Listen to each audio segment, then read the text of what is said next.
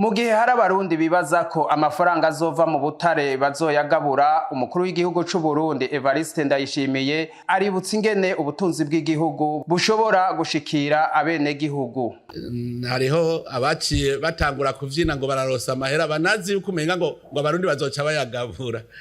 Hariho abantu batazi ingene igihugu gitunganywa mu vy'ubutunzi.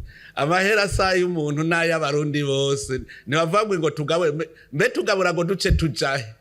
Ahubwo amahera y'igihugu araramira abenegihugu mu kuzana umushinge w'iterambere ryabo. Nk'akarorero hari amabarabara abenegihugu bararonse aho bagirira ubudandazwa rwabo, ingene ingenzi zigenda.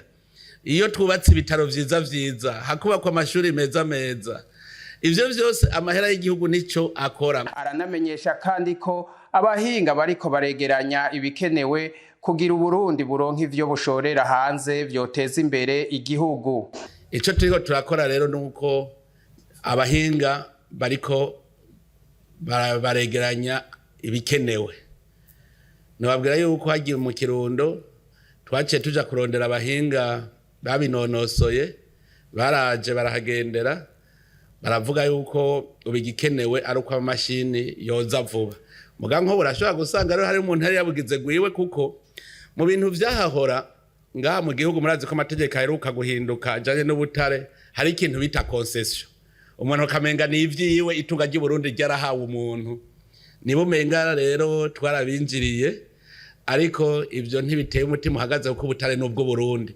Ndagenda abwira yuko naho ufise itongo ririmwo ubutare, burya butare n'ubwo Burundi, wewe ugaba hajya urima hejuru, babonye ubutare Burundi burashobora kubukoresha.